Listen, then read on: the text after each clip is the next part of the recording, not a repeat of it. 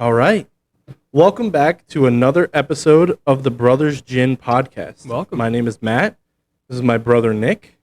And today we have a very special episode talking about a wonderful movie series, The Conjuring. More specifically, The Conjuring, The Last Rites that just came out. So let's get into it.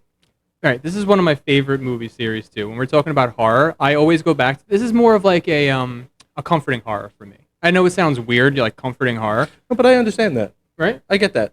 It's it's definitely one of, like, for me, zombies. One of the comforting horror movies I would watch is definitely 28 Days Later or The Walking Dead. I always watch like the first 3 seasons. I keep going back to them. So As I comforting understand. for you? It is comforting. It's See, that's not me. I don't think zombies is comforting because that's gore. And for me, if once I see any gore, I don't like it. I feel like I could handle a little more gore. All right. But as we're getting into it, let's do our Oh yes, before we forget, let's do Before our we shot forget. of gin. our shot of gin. Pour a little, and a little for you, sir. Thank you very much. And we're almost out of the Seagram's gin, so please leave any suggestions of what gin you would like to see us drink. Any gin that we should try. Yes, description below. Here we go. Cheers.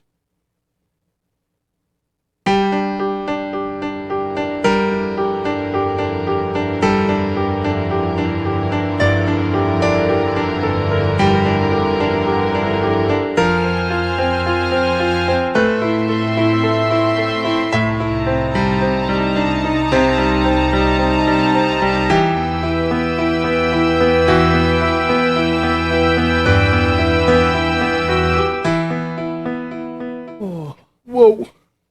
Every That's so episode. bad. Ooh, whoa. Okay. Okay, so let's get into it. That one So hit me The hard. Conjuring. The Conjuring. So So it's in a long series of Conjuring movies. The Conjuring universe, as you will. Mhm. There's, I believe, 4 Conjuring movies that Four- have Conjuring in the title. 4 Conjuring movies, 3 Annabelle, I'm pretty sure, Yes. 2 Nun, and if I don't know, a little known fact, La Llorona was supposed to be in the Conjuring universe, but I think because of how it did, they didn't Yeah. include it. No, and honestly, I didn't see that one. I think I saw the Nun 1, the first Nun, Mhm. but I didn't get to see the other Nun, The second one. one. But Which stands to show you how good the first movie was if you Yeah, didn't it want to was- see the second. no, I feel like they were playing on the Nun fear, which we have Valak here and there. Mhm. But Do you The- think yeah. by playing off the fear of like a Christian idol, like let's say a nun or let's say a priest, is it scarier than just a regular ghost to you? Because for me, like seeing a nun like that was horrifying. I think yes, seeing a nun automatically brings it to religion, right? Religion is obviously something that people might fear, and people fear demons and the devil. But I think what did it more for me, the scare factor, was Back in Time. I think going back okay. to like long ago, that was more scary, or that was scarier than, say, like the more recent films that take place in the 2000s, where that's more modern, and it feels like, oh well, nowadays I don't know, but you go back then where they were in the nunnery or whatever, the You're talking about the nun movie where they were back in the, I think it was the cathedral or something. back, because all of that stuff, it's older, it's scarier, it's a time that we don't know about. So I feel like that plays on the fear of more of our fear of the unknown, because when you think of times back then, if you were talking about that back then to people from that time, it's probably not that scary because everything looked that way. But now we have everything modern, everything looks all clean and everything. If you're going to have an old church, that's scarier. Like if you go visit an abandoned church, it's scary. Scarier. But back then it wasn't abandoned, you know? I think like, it's that. I think you had to hit the nail on the head with saying abandoned. I don't think it's about old. I think it's just something about a place being run down that is just inherently scary. Nobody's there, but then somebody might be. Let's say like somebody that could hurt you, and you don't know that. right. So the that's kind of consequences inherent. of time too, like Yeah. rotting wood.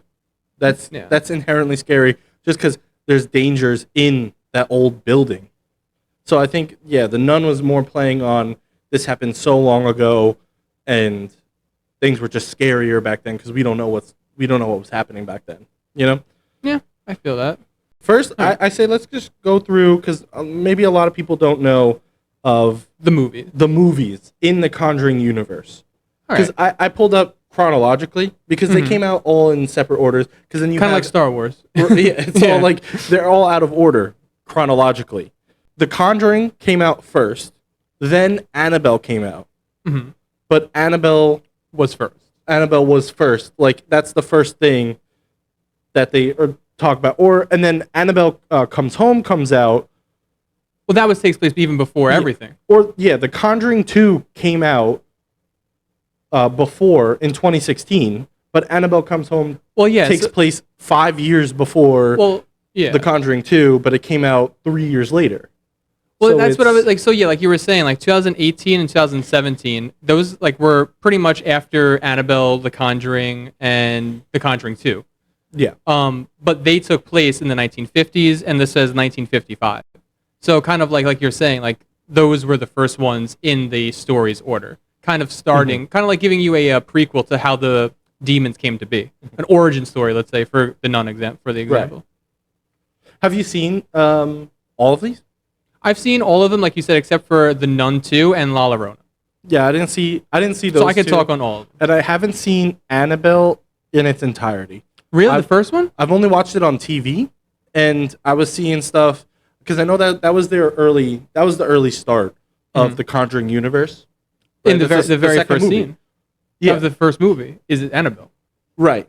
So, but then Annabelle has a massive through line through all of the Conjuring, especially in this one, Even to the, where her daughter Judy is still haunted by the Annabelle doll. I think that in this newest movie, the way they did Annabelle for me was so corny. I wish Very. they didn't. They- The big CGI Annabelle doll that kind of came out of It nowhere. was not scary. It was similar to how they did the one with the crooked man in the second movie. It was kind of how he got bigger, but that was I don't know why that was more realistic or down to earth than this crazy CGI monster. You know? Yeah, Of Annabelle. because that didn't. I thought it was more, and Colleen was saying this too after we watched the movie. It's more that the demon was playing on Judy's fears because Judy feared the Annabelle doll, and so to like they were saying about the 3 steps of the a demon infestation is they prey on your fears to make you more vulnerable. Isn't it like oppression, depression, and possession? It's infestation, so they come into Infestation. the house, prey on your fears, and then the last one was possession. So I don't know how real that is. I don't know if the Warrens just made that up, if that's or in the church that's a real Well, I know, thing. I know you're in the very, stages. you're not anti this, but you very have a adverse reaction to when people say like ghosts and stuff. You're very skeptical, whereas I kind of believe them at first and then maybe skeptical. So Right. you don't believe them is what I'm trying to get at. I'm not skeptical. I believe that the supernatural exists. I would say that there are things, quoting Ghost Adventures, there are things in this world that we will never fully understand. But I believe that. I believe that there are supernatural beings. Maybe not in the extent that the Ed and Lorraine Warren were exploring with possession. I believe once you start making it more religious and making it more about possession, that's where it starts to lose me a bit, because I don't necessarily believe that. Once you start adding human aspects to the possession and all this stuff, to me it loses a little credibility. So basically, once you get church and like religious involved, then it kind of loses the credibility. Because I actually go along with that, even though I believe that, because I feel like it's not bound by just one religion, like he's saying. Like they're very Catholic, basically. Yeah, I mean, this is very Catholic oriented about Well, the nun, exactly. the nun. Yeah, exactly. It's all religion, but it's about our God. But the Christian God. everyone has a spirit, and every culture has ghosts. Right. So I don't think that aspect, like you're saying, I agree with. Like, I don't think they were right in that regard. But I think they were trying to do good. I think they had good intentions, and I think they believed what they were doing to some extent. I did hear stories, actually. So I don't know who, so I can't reference him or pull him up. But he was talking about how the guy who wrote the book for The Conjuring would put together the story, but then there would be places within the text that kind of needed filling in, like what did you do between this and this, A and B, or A and C, and I need a B. And he was Ed was basically known to say, make it up as you go along, just make it scary. So when I heard that, I kind of was like, oh, wait a minute, like kind of challenging my beliefs on them. But I still believe, like after seeing everything else, they were doing good. They thought they were doing good. No, I can get behind that. I believe that some people will believe that they can make a change by reading words from a book. But I will say, in every Conjuring book, anytime Ed starts reading from the book, grab the book, it never works at first. And then something bad happens, and then it starts to work by the power of family or, by Lorraine's clairvoyance. It's like, to me, that's where it's like, eh. I think Penguin Z0 had a very good take on it. They always have to dumb down the monster at the end because the monster can possess you, can throw you around, can do everything. But in the end, like you said, it just burn the book. It doesn't. It has to be the stupidest monster ever, and then that's how they defeat it. So I don't like that. They kind of nerf them at the end, always. But they have to. That's where I'm like more skeptical, because how are you going to have this all crazy powerful demon that is able to lift a dog and throw it across the wall, but then at the end some words take it down? You know what I mean? It's like that's a little strange to me. If demons exist to where they can lift people and do all these crazy or poltergeist activity things, how are they just going to read from a book and stop it? You know what I mean? That's where it's like, okay. But suspend some disbelief. Yeah, but I do believe in paranormal. Of course I believe in paranormal. I believe ghosts are real in some sense. But then once you start saying the demon and the devil is real, it's like, okay. How far are you going to go? Yeah. Right, how far and why, if God can protect and bring Judy back from the dead, why didn't God protect Judy her whole life? Is the demon able to take over her? Why did God stop protecting her at some point? Why did God stop? There's a lot of questions, and I guess you're just going to say, well, it's God's will, kind of thing. But right, but then that's it's like bad writing. Because then also, again, where I'm saying it's a little strange, in the scene in Last Rites, the mirror is brought in as a present for her confirmation. The main one of the main characters' confirmation. Then she rips off the wrapping paper, and then the dog starts going crazy. Why was the dog not going crazy when it was brought into? Was it protected by the wrapping paper?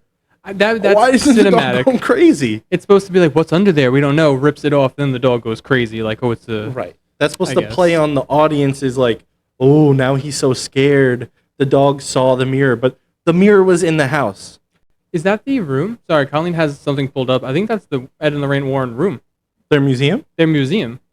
I'm not sure if it's like the real one or if it's like, I know that sometimes they did stuff on tour, but this has a lot of stuff from this is the real one. I like that comment. Wait a dang minute. They have the same type of mirror.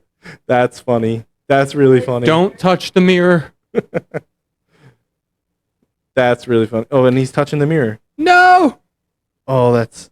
See, but again, I am skeptical, but I wouldn't go that far. I mean, like, I am skeptical. You want to protect yourself a bit. Exactly. I would not touch the mirror, because even though I am skeptical, you never know how much is real. Matt did make me bless him on the way into the movie. Yes. Except he did not bless me back, so... I have to experiment. You have to experiment. There's a control? There's a control. Someone who wasn't blessed. Someone who wasn't. So let's see what happens. We'll see. The same house, so... Yeah, but this house isn't haunted. Well, now you'll see. Maybe now we'll see. But how do you know who did it, though? You know? Right. You can't tell. Yeah. So like I do like, so going back to the Ed and Lorraine Warren, I like how each movie was based on them, and kind of this movie wrapped up their story. So there might be other not sequels, maybe sequels, but there might be other spin-offs. Yeah. Like with the what's his son-in-law. I feel like they might do something with him, kind of taking over the doll.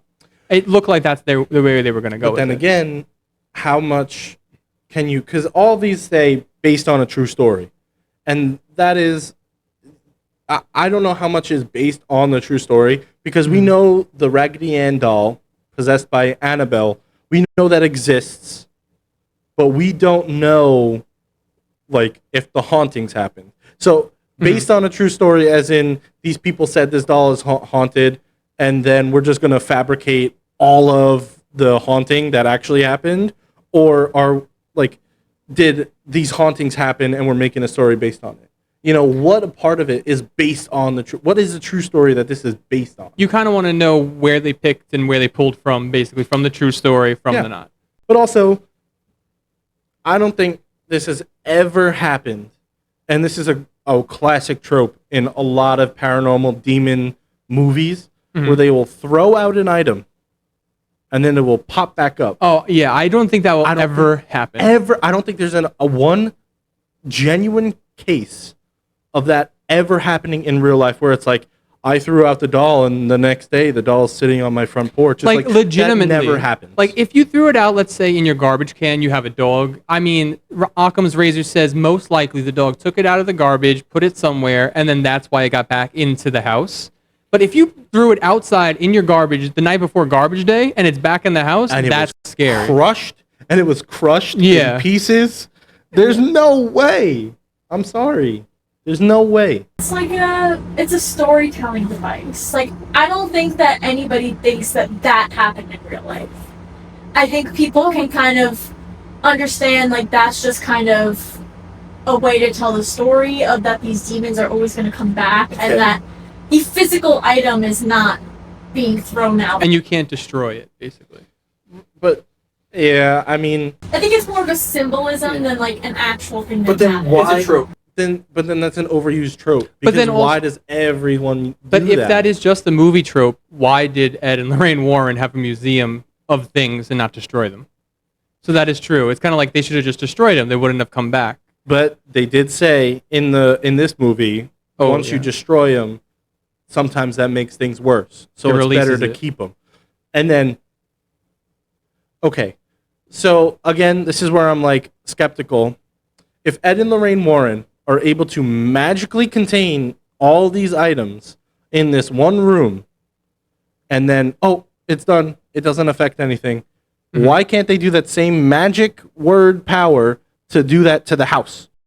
So it's like, the mirror that's in your attic, we're just going to bless the attic the same way we blessed our room. So just don't go in the attic. I think keep the attic locked. He kept blessing. How are you supposed to imagine somebody was like, okay, we're just gonna bless your bedroom. Just don't go in there anymore. I think that's why Ed and Lorraine. But their one room is okay Also, to be blessed. I think Ed kept blessing that room over and over again.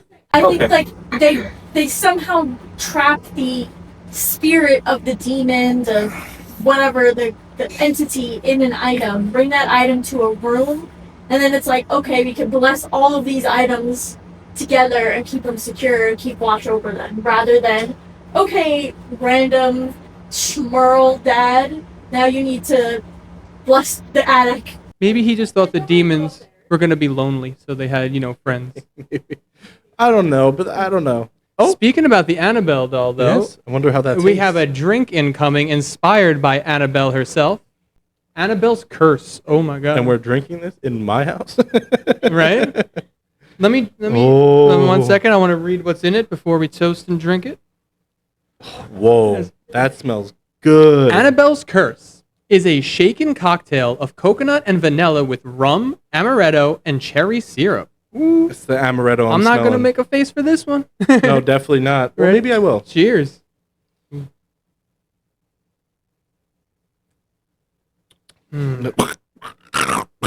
You made the face this time. Good, okay. Well, that was the Annabelle's Curse. You were getting cursed. Oh, good. Becoming Annabelle's Curse. That's really, really good. Oh my god. I kind of want to mix that syrup on the bottom. What happened? All right. Okay, so let's go into... Want to go back to the first movie, or what do you want to do? We could talk about the first Conjuring movie. Okay. Because the actress made an appearance at the end of this movie at Judy's wedding. Yeah, so actually what they did for this last movie is at the end with the, I think it's a wedding scene, they brought back all the old families that was in the first and second movie, and they were in the pews and everything. So that was really interesting. That was interesting. Thank you. We had to look up some of them because there was this one actor that we were like, why does he keep coming up in this movie? Like, I don't know who he is, but it turns out he was the actor that played the camera assistant in the first and second movie, who was setting up all the equipment, where I did not realize that's who he was at first. So they even brought him back, the camera guys. Yeah, because that you were saying before how they might make more movies. This felt like a final. We're saying goodbye to the Conjuring universe. Yeah, well, like I wanted to bring up, not the Conjuring universe. No, goodbye to Ed and Lorraine Warren. I think, like I said, they're gonna do more movies with the Conjuring universe, but it's the end of them. That's where I disagree, because I think if you're saying goodbye to Ed and Lorraine Warren are the through point through all the Conjuring universe movies. Mm-hmm. So if you're gonna make one without them, it's gonna be tough. I mean, they made 6, like we said, 3 Annabelle, 2 Nun, and Lorona. So I mean, they have done it, and some of them were successful. So, but do Ed and Lorraine? Because I haven't seen Annabelle. Do Ed and Lorraine show up in Annabelle? I think the second one. Come Home. Yeah, I know they're in Come Home. It's the house. They're in Come Home because Judy gets a babysitter, and then she accidentally leaves the door to the sacred room open. Which again, why are you not blessing the entire house? Why are you leaving it to just the room? Whatever, I'll suspend my disbelief there. But they leave the door open, and then Ed and Lorraine are on a case far away, need a babysitter. Things start going wrong with Judy. Crazy stuff happens. Spooky stuff happens with the coins on the eyes. Yes. Mm-hmm. That's actually a thing, I think, when people used to be buried, they'd put coins either on the eyes or something, and I don't know what it was meant for, but I believe it was to pay the ferryman. Yes, I think exactly that. I didn't know Egyptian thing. Yeah, you're paying the person to help you bring to. I didn't think it was Egyptian. Afterlife. All right. I don't know if it was Egyptian because I know that, but I didn't. Yeah, I want to talk. Okay, so the first movie is set in 1971. It follows, like I said, Ed and Lorraine Warren investigating the Perron house, Perron, the Perron family. After moving into the farmhouse in Rhode Island, the family starts experiencing supernatural activities, which it starts out to be, poltergeist, moving, hearing voices, then turns out to escalate a little bit more. And funny fact, apparently, the Perron family, after the movie came out, said they toned down all the activity that happened. So usually based on a true story means, based on a true story. But apparently it doesn't mean that for this the first movie. It went the opposite way of what you think. Because when I see based on a true story, I'm like, okay, so Ed and Lorraine Warren existed, and that's the true story that it's based on. All this stuff is fabricated. But you're saying for the first movie, based on a true story, is they toned it down. Apparently the parents said they left out more poltergeist activity that would be in the movie. I don't know how they could have, because there were a lot of scenes in there that were very scary. Happened. The one that stands out to me is the one where the mother was in the top of the attic stairs when it's dark, and then the clapping, or when match. Yeah, when they're doing that scary game. I thought that was great for its time for a horror trope, where like, what was the game they played with the clapping, and then she was in the wardrobe. It was like a hide and seek kind of thing where one person closed their eyes or hide and clap. I don't remember what exactly it was called, but one person is blindfolded, and you can only seek for them by listening for the claps. Mm-hmm. So it's like, okay, clap. Oh, you get 3 claps. And then if you don't find them after the 3rd clap, they win, which is a fun game. Also, I love how it's filmed, because a lot of, as you're seeing in this, it's shaky. It makes you feel like you're there behind, like you're giving like found footage almost. Yeah, but it is like kind of found footage, because that's the cameraman. No. Oh no, but what? No, okay, so it's not. No, that's my point. I think it's just the cool thing I like about this is I think they really taped in a Rhode Island house. They shot on scene, which is like, well, they shot in the real house in Last Rites. That was the real house that I didn't know that the family was in. That was the real Smurl house? Yeah, did you not see the fact that you know their name is pretty funny? Yeah. That's the Smurl house? The Smurl house? No way. That slipped my mind completely. I really I feel like all the Conjuring movies, they have the similar scares, except for Last Rites. No, they Last had the Rites- exact same scare. I feel like So- the Last Rites, they had a similar scare as in they were jump scares, but the Last Rites, it was a little like I knew that a jump scare was happening. It was just like, all right, when are you gonna play the loud sound that's gonna scare me? When the father dies, and that scene where they're watching the doorknob turn upside down, I'm like, okay, I'm about to be scared. When is the loud sound gonna play? When am I gonna jump just by instinct and not be scared? Whereas the first Conjuring movie, Father Gordon, in the first Conjuring movie, the jump scare was now they're playing hide and clap, and it's like this is the tension's building, and then the demon pops up on the on top of the wardrobe. You're like, that was a good jump scare because it didn't play on the I'm sitting and waiting for it. They have a formula that The Conjuring is known for. That again, Penguin Z brought it up in one of his videos. That it's basically it's gonna jump scare, building tension, takes it away, and then it's like, oh, it's not it, and then boom, the loud noise, like you're saying. It's that repeated pattern all the time. And the Last Rites did that to the extreme. But I feel like you knew they didn't play it on that because it went to the extreme. The doorknob was twisting, the doorknob fully twisted, and it's like as soon as I saw the doorknob twisting, I was like, this is the jump scare moment. So at that point, you can't really stop. Whereas the clapping in the wardrobe, I'm thinking something's coming out of the wardrobe. Then it stops. Then she's on top. Same formula, but I feel like it's a faster pattern maybe. Or maybe like the scenario was scary. Because like you think something's coming out of there, it doesn't, calms down, you look up and she's right there. Right. Like that's the jump. That's the formula. But with the doorknob turning one, I've never seen this movie, so. You never seen this movie? Oh my god. No, Colleen hasn't watched much of the Conjuring movies. These are... I think I saw the second one. You saw the second one. You saw Annabelle Creation. She saw a lot less than we did. This and Insidious, I think both were done by James Wan. Which and, Insidious had the same actor that played Ed Warren. He does a really good horror guy. I don't know. Yeah. But going back to that though, I like how the Warrens, like their story and each movie is an independent investigation they did in real life. So the Perrin family, and then for the next one is the Enfield house, and then after that was I forget the third one. The third one is the most hazy in my mind because I don't think I really like that one. Which one was that? Conjuring 3? Oh, the Devil Made Me Do It. Yeah, that was the first case. I don't know how many there are after, where someone used demonic possession as a legal excuse. They said like, oh, I was possessed by the devil, so the devil made me do it. The devil made me. That's where they're okay. Where it's like, and then you really have to start thinking, how does that affect law? Because no, you did it. You were under possession, but you then, can't claim possession. Yeah. How would you spin that like as a legal defense? Would you then say, oh well, this person's insane because the devil didn't make him do it, but they are under the full impression that the devil was possessing them to kill someone.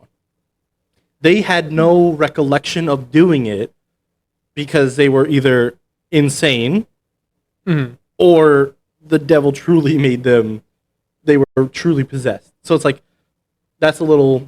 I don't know. I don't think you could. I didn't like that one though. I agree. Like I said, this was the one that's the most forgettable, and I don't like the whole like.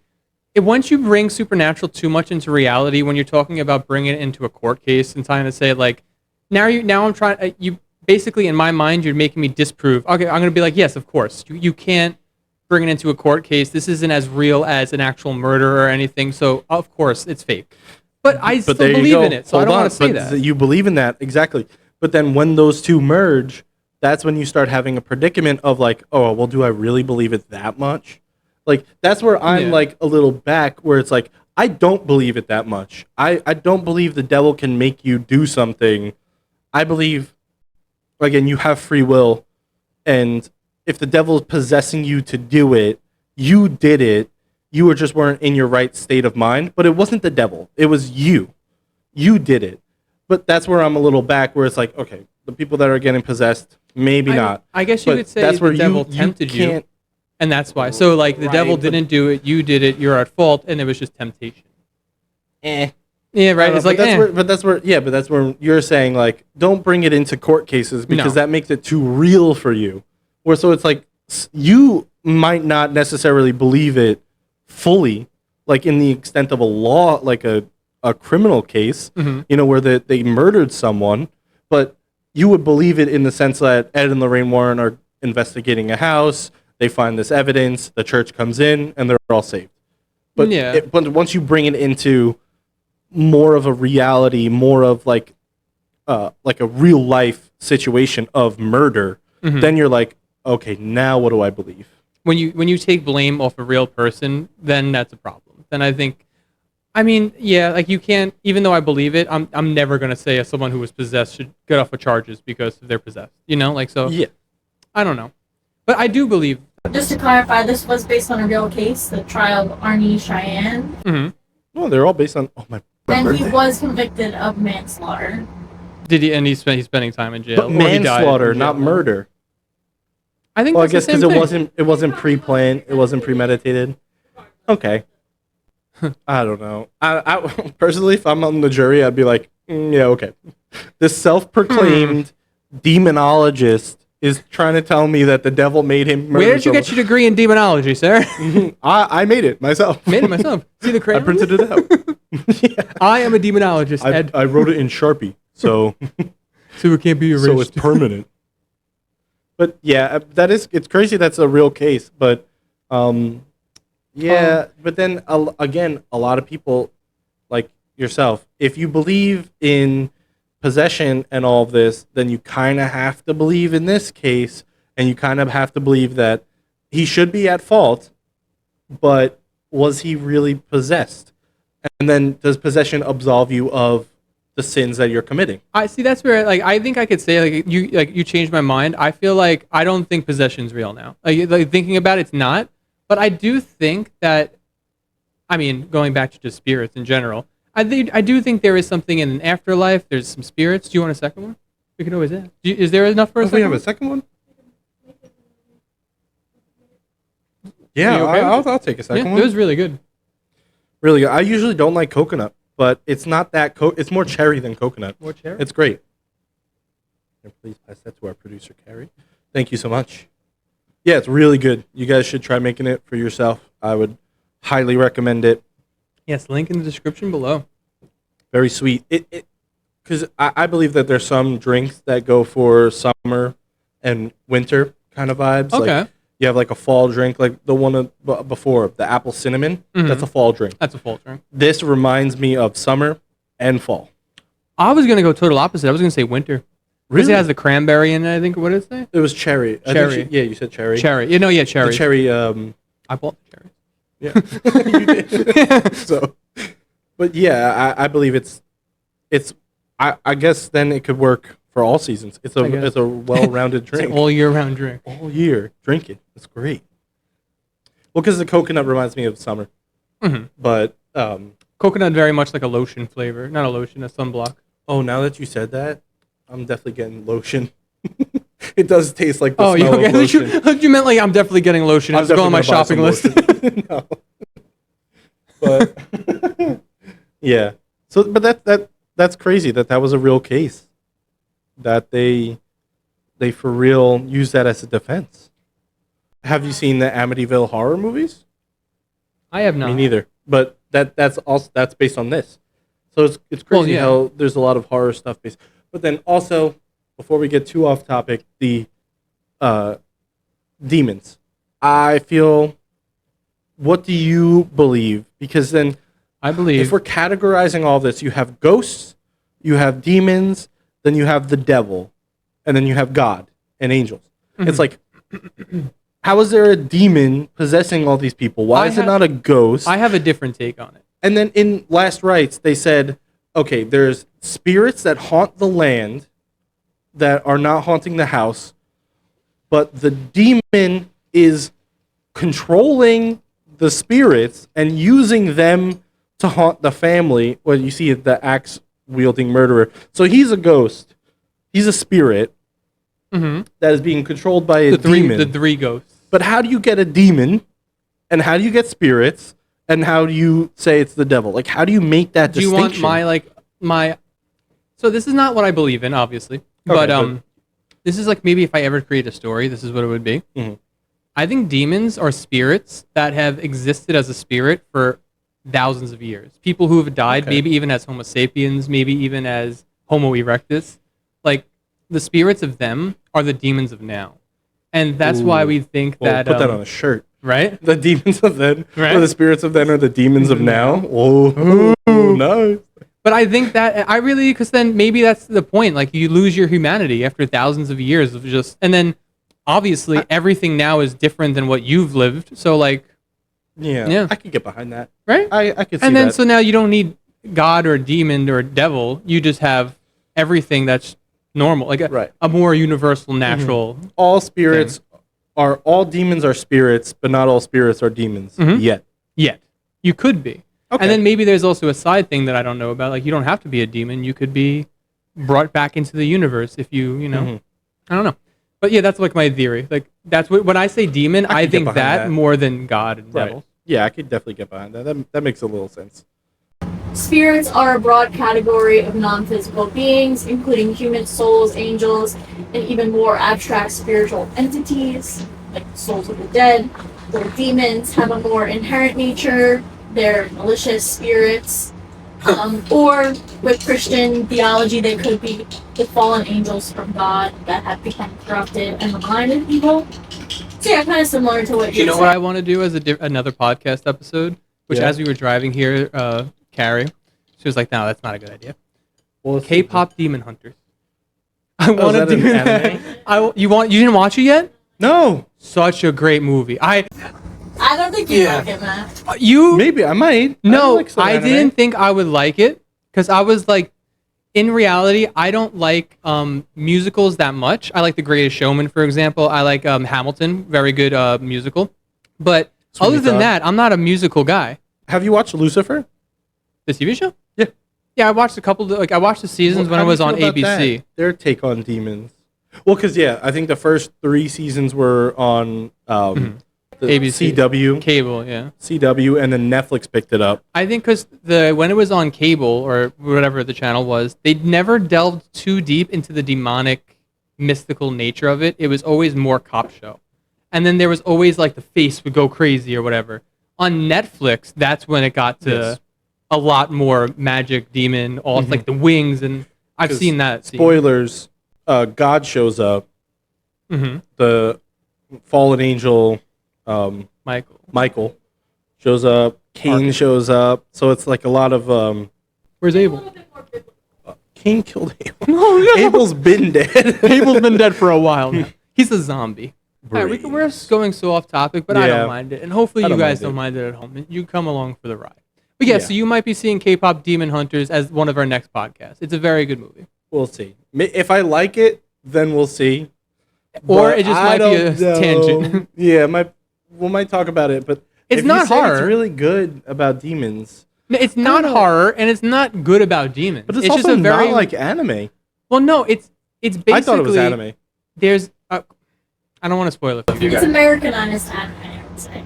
Yes, but it's like anime for like the American audience. The animation they do, for example, when they're eating the ramyun, which I love how they say ramen. It's ramyun. And they say, and there's the Haman. I thought you were saying it wrong. Is the invisible field that helps them protect from the demons. I just love the way they say like all that.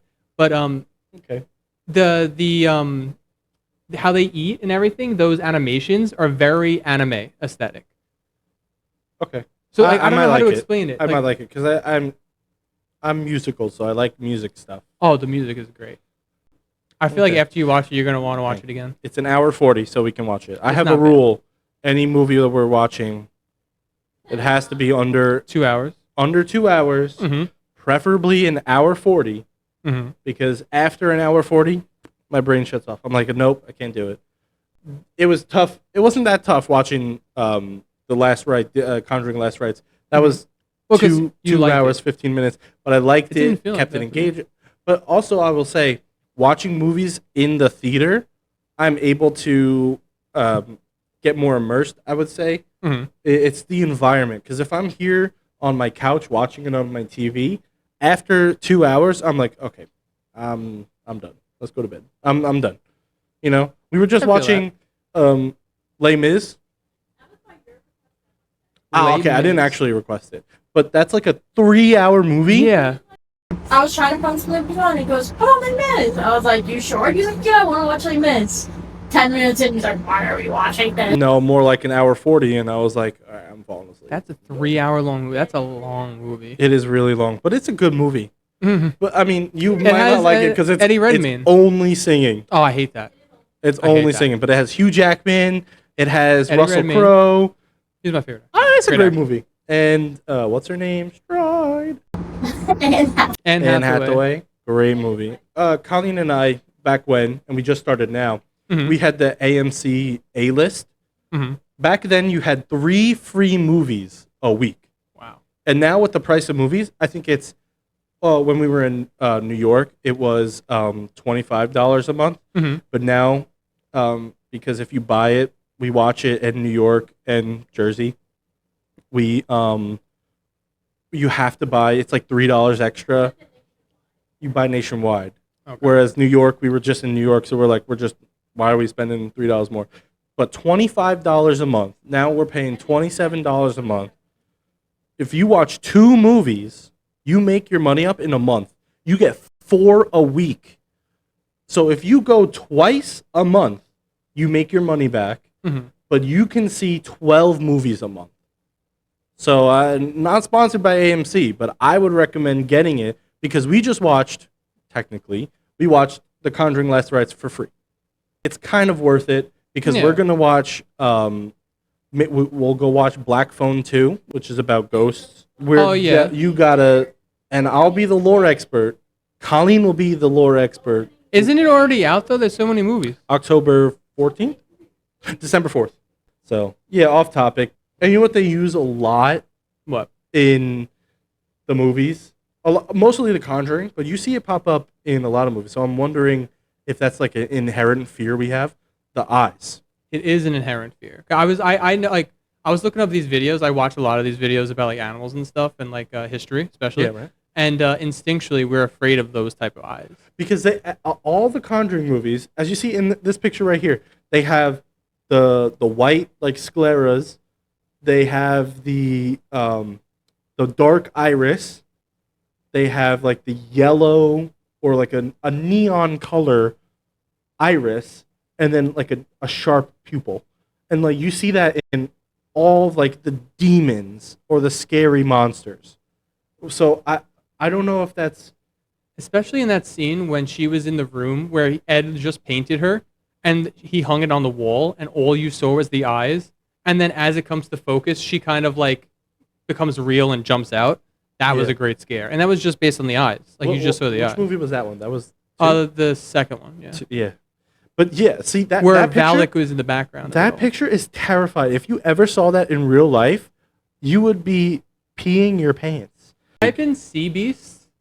Sea beast? Sea Beast underwater scene eyes. No. Underwater. No. Could you imagine seeing 2 eyes? No. Look at that No, one. I can't. Look at that. I can't.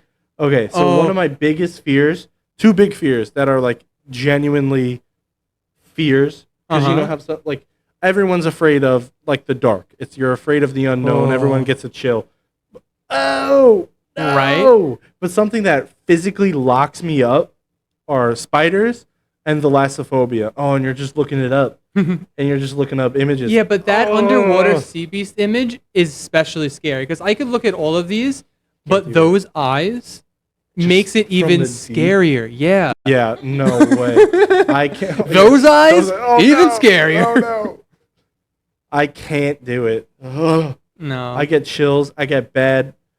Well, like Just you said- going into the Ooh. even a swimming pool. I've noticed this.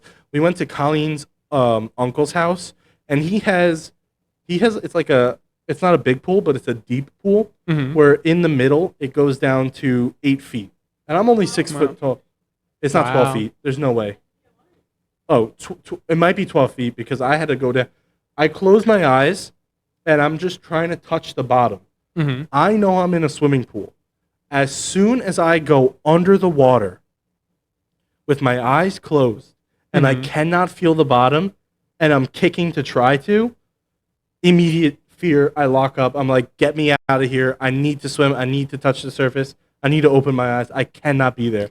But as soon as I had my goggles on, I was swimming to the bottom. I was like, this is nothing. But as soon as I close my eyes underwater, I just can't do it. I was just thinking, at night is when I get that fear. So when I'm swimming in a pool, even if I touch the ground, if it's nighttime and I can't see anything, I get that locked up fear of like, I don't know what's near me kind of thing. Right. And I do not want to see eyes. Even then, I could be in 3 feet of water. Mm-hmm. If I'm floating on my back for a long period of time without touching anything, that's scary. Immediate. I'm done. I cannot do that. Mm-hmm. I lock up with fear. I cannot. So when you said sea beast, I knew exactly what you were talking about. Right. Terrible. But it is the eyes. It's the eyes. We'll and definitely the do a thalassophobia. We should do it. We should do a whole so we could just scare you the whole episode. Not just thalassophobia. We'll do some fears that fear podcast. We'll say, what are your biggest fears? Okay. All right. So what would you rate first? First, what would how you many rate Brothers Gyms? the Conjuring movies? 10 out of 10. I never give it. Okay. A 9.9 out of 10 because I never give it 10. A few podcasts ago, he said, "Oh, I can't give it a 10 out of 10." I know. And then this one, 10 out of 10. 9.9. That's why I said 9.9 out of 10. Okay. Because it is my favorite out of everything. So. Okay. Now, what would you give this film, The Last Rites? 7. 7? Mm-hmm. Okay. But I would the think 7 doesn't weigh down that 9.9? No, because the first one is a 10. The second one is a 10 because it's better than the first one. Right. The third one, I give it like a 7 as well, maybe a 6. And then that's a 7. So, I mean, I don't know. Do the math. 6, 7. 6, 7. But, so personally, the Conjuring series, but then let's do the whole thing. What would you give the entire Conjuring cinematic universe? You haven't seen a couple of the movies. The Nun brings it down, so I give it a 8.5. 8.5? Because the Nun does bring it down. Okay. And La Llorona, if you want to, Yeah, I don't know. I think that's a scary movie, but I think they were just trying a little too hard to get the scares. Mm-hmm. It's a little different. I would rate the entire Conjuring cinematic universe, the CCU, if you will. We should start that. The CCU. The CCU. I would give that probably a little bit lower. I would give it a 7. Okay. Just because a lot of the scares are similar. Mm-hmm. You won't be able to tell which movie you're watching by like a singular frame, unless it's like a popular frame. Like, but you can't. No, if you get the demon in each one, you'd be like, oh, this is very similar to all the other ones. Yeah. And for that reason, it's a little lower. Understandable. The Conjuring, just the Conjuring movies with the Conjuring in the name, got to give it 8.5. Okay. Similar for that reason, where it's, especially with this last one coming out, the scares are a little cheap. It's pretty repetitive, where they investigate, they find the problem, you get a little scares, they fix the problem, that's it. And then they show this was real. And then it's like, okay. But this last movie, I gotta go 7. Yeah, right. It wasn't that good. It's a great movie, but it's not the best out of the bunch. They tied it up really well with Ed and Lorraine Warren. Yeah. They did a really good job of wrapping up their storyline because, like you've said, we've seen all of these movies with them as the through line. Mm-hmm. So it's like it was good to say goodbye. Yes, and you needed that goodbye. So it was good. Great movie in that aspect. Scares are a little cheap. It was, as Colleen was saying this after we left the movie, the investigation was so short. It was like they were investigating for 10 minutes, then the scares start happening. I think that was the big final boss battle happens. You know what I mean? A play on, I think towards the end of their real life investigating, they were only in a house for like a couple hours and they had to move on to the next because they had so many cases. So maybe that was trying to like play on that, like they're only really there for 10 minutes now in their later life. Like the real life aspect of they were just stopping by, doing a little investigating for 2 hours, solving the problem, or because I don't think we talked about this, but they were there to document for the church about these cases. They weren't there to necessarily solve the problem and say like, oh, my book is better and I can solve these problems. They weren't Ghostbusters. And as they said in the movie. In this film, you could see how that kind of like towards the end of their investigating kind of dwindled. Like people didn't really like follow the Catholic Church as much in regards to like exorcisms. So you could see their fan base was kind of dwindling with that.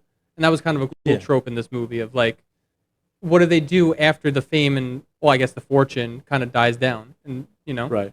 Out of more people not getting possessed and more people not wanting to document it for the church because of more modern times, people stray away from the traditional Catholic views of demons and all that stuff. So they definitely wrap it up well in that sense, where they're showing how they kind of fizzled out in that regard.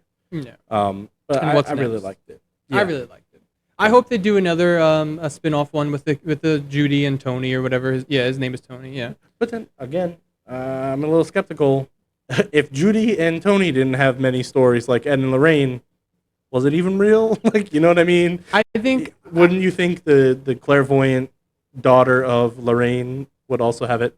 But I think if they go now into the complete supernatural, not even saying it's based on a true story, I'd still like it as long as they keep it true to like the rules of the universe. You know what I'm saying? Nothing too crazy. You know? Yeah. I'd still watch it. I would watch it, obviously, but I also think it's a little dumb. I think if they were to bring it back, it wouldn't help their cause. I think this movie was a great end. And if you're going to end it again in the future after a Judy and Tony movie, you can't. You can't. You see Matt Rife walk up, and that's how it ends. And they're shaking hands. Shaking hands. The deal's done. The deal's done. But right. I think it was a great wrap-up. And speaking about wrap-ups, let's wrap up this podcast. Let's wrap it up with a shot. Let's switch gins. Let's do this one. Yes. This one. Tanqueray. I'm not even going to try it. But it's a London dry gin. It's a nice little gin. A little spicy. Nice juniper, as we learned from the first episode. The juniper berry. All right. To another great episode. Cheers. Cheers to all you at home.